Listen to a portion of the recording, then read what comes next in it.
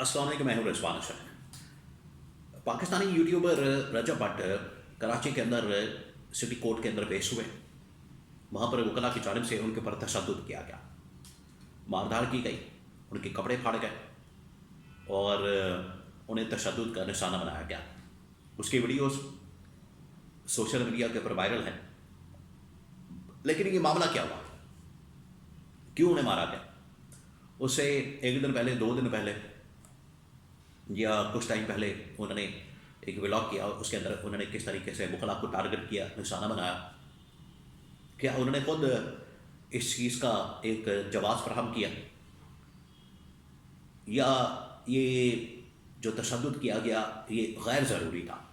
اس کے بارے میں وہاں پر اصل واقعہ کیا ہوا، آگے سے اب ان کا موقف کیا ہے، ان کے وکیل میاں علی اشفاق، ان کا موقف کیا ہے، اس کے بارے میں بڑی اہم ترین معلومات۔ ڈکی بائی کا بھی ذکر کیا جا رہا ہے کہ ڈکی بائی کو جس طریقے سے پروٹیکشن ملی ہے، بگ برادر نے انہیں پروٹیکشن دی ہے، لگتا ہے کہ ادھر بھی بگ برادر کوئی، یا تو بگ برادر تھا نہیں، اگر آیا تو پیچھے ہٹ گیا۔ تو اس کے بارے میں بڑی اہم ترین معلومات۔ نمبر 3، احسن اقبال کے اوپر بھی کچھ اسی قسم کا حملہ ہوا ہے۔ احسن اقبال جو کہ 2 سے 4 دن پہلے ایئر وائی کے اوپر وسیم بطامی کے شو میں لائیو ریکارڈنگ چل رہی تھی، لائیو آئے ہوئے تھے کہ اچانک سے ان کے کمرے کے اندر کوئی آتا ہے، فون کے اوپر کوئی حملہ کرتا ہے، گالیوں کی آواز آتی ہے۔ وہ کیا معاملہ ہوا، اس کو وقتی طور پر تو دبا دیا گیا، لیکن اس کے بارے میں ابھی بھی انفارمیشن آ رہی ہے۔ اس کے جو حقائق ہیں، اس کے اندر جو انکشافات ہیں، اس کے بارے میں بھی بڑی اہم ترین معلومات میرے پاس موجود ہیں، وہ بھی آپ کے ساتھ میں شیئر کرتا ہوں۔ تو سب سے پہلے، کیونکہ 2-4 دن پہلے احسن اقبال کا واقعہ ہوا، اس کے اوپر بات کرتا ہوں، پھر اس کے بعد Rajab Butt Ducky Bhai. Ahsan Iqbal live show میں بیٹھے ہیں اور وسیم بطامی کو انٹرویو دے رہے ہیں، بات کر رہے ہیں کہ اچانک سے اس ویڈیو کے اندر دیکھا جا سکتا ہے کہ احسن اقبال اوپر دیکھتے ہیں اور پھر اس کے بعد شور ہوتا ہے، گالیاں ہوتی ہیں، کیمرے کے اوپر حملہ ہوتا ہے اور کیمرہ بند ہو جاتا ہے۔ تو پھر تقریباً کوئی 10-15 منٹ بعد وہ دوبارہ لائن پر آتے ہیں، لائیو آتے ہیں۔ تو اس دوران جو ان کے ساتھ بیتا ہے، جو ہوا ہے، وہ پھر حواس باختہ نظر آتے ہیں۔ جیسے یہ واضح ہو جاتا ہے کہ ان کے اوپر کوئی نہ کوئی ایسا تشدد ہوا ہے یا واقعہ ہوا ہے، یا کچھ پیڑیں ماری گئی ہیں، یا کچھ اور فزیکلی اس طرح کا معاملہ ہوا ہے، کیونکہ ان کے پھر ایک تو حواس باختہ کچھ نشان بھی نظر آتے ہیں۔ اور اس کے نیکسٹ ڈے ایک ایونٹ ہوتا ہے وہاں پر اسلام آباد میں، تو انہوں نے گلاسز لگائے تھے کالے رنگ کے، جو اس بات کا ثبوت ہوتا ہے کہ کچھ نہ کچھ ہوا ہے، ان کے کوئی زخم پڑ گیا ہے آنکھ کے قریب یا کہیں اور چہرے پر، جس کو وہ چھپانے کی کوشش کر رہے ہیں۔ اور وہ گلاسز کالے رنگ کے لگا کے بلڈنگ کے اندر رات کے وقت میں۔ تو اب اس میں 2 کہانیاں ہیں۔ پہلی کہانی یہ ہے کہ ان کا آپس کا کوئی فیملی کا مسئلہ معاملہ ہے، ان کے بچوں کے ساتھ کوئی انبن ہے، جس کی وجہ سے بچوں نے آ کے حملہ کر دیا، ان کے بچوں کے ساتھ بنتی نہیں۔ ایک یہ سٹوری ہے۔ دوسری سٹوری ہے کہ وہاں پر بچے تھے، تو ان کو باز کرنے کے لیے، انہیں روکنے کے لیے یہ جب ہوا ہے تو ایسے میں کیمرے کے اوپر بھی حملہ ہو گیا۔ اور تیسری آپ کو پتہ سٹوری یہاں پر بیان کی جاتی ہے کہ کوئی طاقت آئی ہے، کوئی تھرڈ فورس آئی ہے جس نے آ کے یہ حملہ کر دیا۔ تو اب یہ 3 قسم کی سٹوریز چل رہی ہے مارکیٹ کے اندر، لیکن اس کے اوپر جو 2-3 صحافیوں نے بڑی کریڈیبل انفارمیشن دی ہے، انہوں نے کہا ہے کہ اصل میں ان کے اپنے بچوں کے ساتھ معاملات ٹھیک نہیں، جس کی وجہ سے یہ واقعہ پیش آیا۔ اور اس کے اندر یہ جو صورتحال بنی، یہ پھر بعد میں تشدد کو چھپانے کے لیے انہوں نے پھر گلاسز وغیرہ بھی استعمال کیا۔ اب آ جائیں یہ ڈکی بائی اور رجب بٹ کے اوپر۔ یہ یوٹیوبر، ٹک ٹاکر پچھلے تقریباً 3-4 مہینے سے مسلسل خبروں کے اندر ہے، خبروں میں آ رہے ہیں۔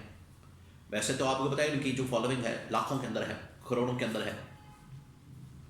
تو اپنے سوشل میڈیا پلیٹ فارمس کے اوپر کام کر رہے ہیں، جو بھی ان کا کانٹینٹ ہوتا ہے وہ چلاتے ہیں، کرتے ہیں کام. لیکن مین اسٹریم میڈیا کے اندر یا اس طرح سے کبھی پبلک کے اندر ڈسکس نہیں ہوا ہے کانٹروورسی کے حساب سے. لیکن اب پچھلے 3-4 مہینے سے مسلسل مختلف ٹک ٹاکرز، یوٹیوبرز کسی پوڈ کاسٹ کے اندر یا کہ کوئی واقعہ ہو جاتا ہے یا کوئی مسئلہ ہو جاتا ہے تو کچھ نہ کچھ ہو رہا ہے. اب ہوا یہ ہے کہ رجب بٹ جو کچھ ایسا پہلے، اس سے پہلے ڈاکی بھائی کے ساتھ یہ پورا معاملہ ہوا، انہیں اٹھایا گیا NCCI کی جانب سے، انہیں تشدد کا نشانہ بنایا گیا. اس کے بعد بگ بردر آتا ہے، پھر انہیں بیل ملتی، ضمانت ملتی، باہر آتے ہیں اور باہر آ کے پھر پوری کہانی رودات سناتے ہیں تو بڑی ہمدردیاں سمیٹتے ہیں. اب رجب بٹ کو بھی انگلینڈ سے لایا جاتا ہے. رجب بٹ آتے ہیں انگلینڈ سے اور یہاں پر جس طریقے سے انہیں پروٹوکال دیا جاتا ہے اسلام آباد کے اندر، پھر لاہور کے اندر، اب کراچی میں وہ جاتے ہیں ایک مقدمے میں. اصل میں ان کے اوپر کچھ مذہبی معاملات کے حوالے سے مقدمات ہیں، تو ان کی پیروی کے لیے وہ کراچی جاتے ہیں. اس سے پہلے ایک ویڈیو بناتے ہیں، رجب بٹ نے ایک ویڈیو بنائی، اس کے اندر وہ بتا رہے ہیں، وکلاء کو جواب دے رہے ہیں کہ میں آپ کی وجہ سے پاکستان نہیں آیا، آپ کے اندر اتنی ہمت رہی، آپ کے اندر اتنی جرأت رہی، آپ جیسے ٹٹو، آپ جیسے کیڑے مکوڑے، کالے پونڈ، وہ میرا کچھ نہیں بگاڑ سکتے. تو لگتا ہے ایسا ہے کہ وہ ایڈریس کریں، مخاطب کریں کچھ وکلاء نہیں، کیونکہ ان کے اوپر کیس کیا ہوا. یہ انہوں نے ایک 295 کے نام سے پرفیوم لانچ کیا، اور 295 آپ کو پتہ ہے پاکستان میں یہ توہین مذہب کے متعلق، توہین رسالت کے متعلق، توہین صحابہ کے متعلق، توہین قرآن کے متعلق یہ 295 کی شکیں مختلف موجود ہیں. تو 295 آرٹیکل یہ بڑا سینسٹیو قسم کا آرٹیکل ہے پاکستان میں. انہوں نے اس کے اوپر پرفیوم لانچ کر دی، اس کو ڈیگریڈ کیا. پھر انہوں نے ایک ویڈیو بنائی جس میں صحابہ کرام کے متعلق انہوں نے توہین کی، اس کے اوپر بھی انہیں تنقید کا بھی نشانہ بنایا اور پھر مقدمات کا بھی سامنا کرنا پڑا. پھر انہوں نے ایک نماز کی ویڈیو جاری کی، اس کے اوپر بھی ان کو کرٹیسائز کیا گیا، نشانہ بنایا گیا. تو یہ تمام چیزیں ہوئیں.